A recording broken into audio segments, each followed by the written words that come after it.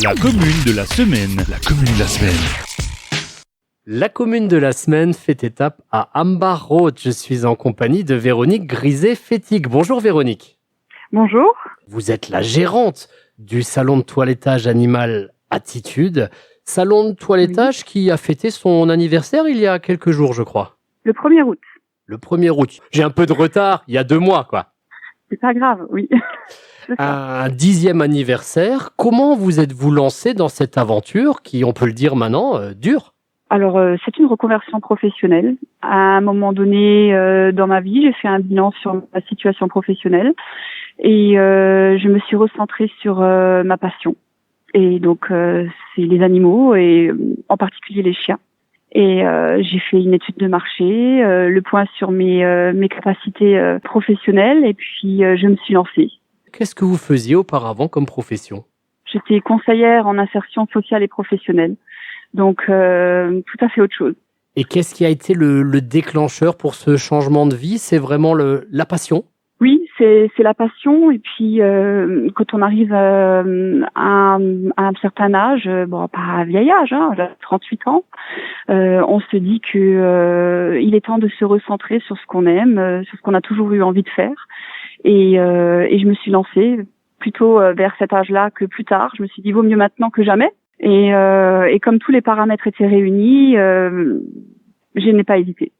Comment est née cette passion des animaux? Parce que vous l'avez dit vous-même, hein, c'est ce que vous aviez envie de faire. Mais d'où est venue cette envie? Est-ce qu'il faut remonter jusqu'à l'enfance carrément? C'est vrai que j'ai pas d'explication rationnelle. C'est quelque chose qui est en moi depuis que je suis toute petite. J'ai toujours aimé la compagnie des animaux. J'ai toujours aimé les voir, les toucher. C'est quelque chose qui a toujours été en moi et de manière très naturelle, je me suis dirigée vers ça. Après, c'est sûr que on peut avoir des passions, mais après, il faut que ces passions puissent, j'ai envie de dire, s'ancrer dans la réalité, parce que entre aimer quelque chose et pouvoir en vivre, on peut pas faire non plus n'importe quoi quand on crée une société. Donc, il y a beaucoup de paramètres qui ont dû se rejoindre pour que ça puisse prendre, pour que la sauce puisse prendre. Il a fallu qu'il y ait un marché à prendre, il a fallu faire une formation, et donc tout ça, ça a mis 1 an quand même pour que le projet soit réalisé. Et voilà, et aujourd'hui, ça fait 10 ans et je regrette rien. Donc effectivement, on a le droit de rêver, mais on ne vit pas seulement de rêve, il faut être oui. bien ancré dans la réalité. Oui, il faut être ancré dans la réalité. Ouais.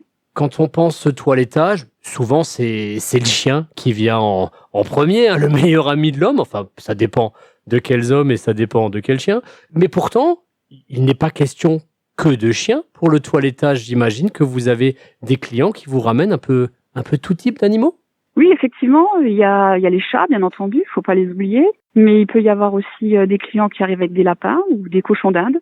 Donc oui, bon, ça reste une minorité pour les lapins, les cochons d'Inde, mais principalement c'est le chien qui fait vivre le salon de toilettage. Mais effectivement, il y a encore d'autres petits animaux qui se rajoutent.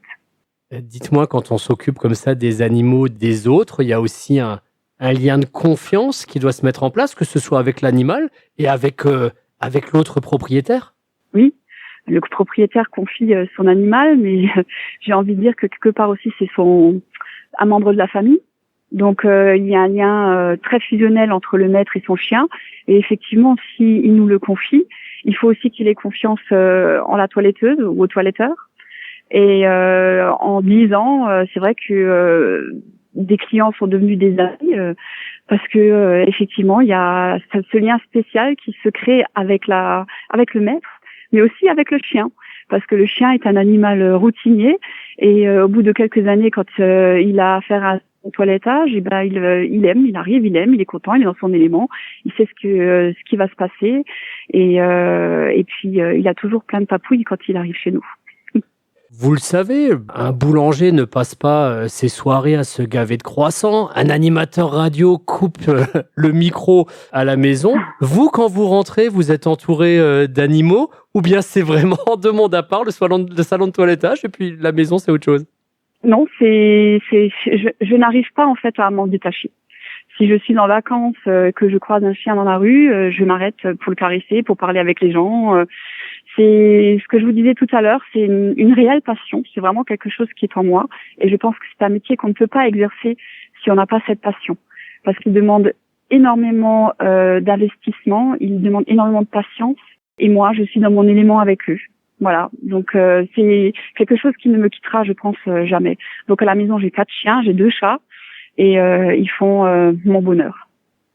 Ouais, c'est presque une seconde nature, on peut le dire. Je vais vous poser une question un petit peu politique, entre guillemets, hein, entre guillemets. Est-ce que vous militez pour qu'en France, on fasse un peu plus de place dans la société aux animaux? Alors oui, ça c'est effectivement une question un peu plus personnelle. Militer, non. Mais je sensibilise mon entourage à pas mal de choses. C'est parfois source de problèmes parce qu'on n'est pas toujours d'accord avec les idées. Mais globalement, concernant les chiens, les chiens, les chats, les animaux domestiques, ce qui serait bien en France, effectivement, ce serait de sensibiliser un peu plus les gens à la responsabilité que on prend en tant qu'être humain lorsqu'on adopte un animal. C'est vrai qu'on voit pas mal d'abandon, on voit pas mal de gens qui négligent leurs animaux, qui oublient que c'est un budget aussi d'adopter un chien ou un chat, budget vétérinaire, budget alimentaire, etc. Et c'est vrai que nous, on parle beaucoup aux clients, à notre entourage, de ce que ça implique. Et je trouve que en France, il devrait y avoir, là, il y a une charte qui a été créée récemment pour adopter un chien à la SPA. Il faut signer une charte d'engagement. C'est déjà un premier pas. Mais je trouve qu'il devrait y avoir plus pour que les gens se rendent compte qu'un animal, c'est pas un objet, c'est pas un cadeau de Noël, c'est pas un cadeau d'anniversaire, c'est un engagement sur 15 ans minimum. Donc voilà. Donc il faut être responsable et surtout pas être dans une logique de consommation, quoi.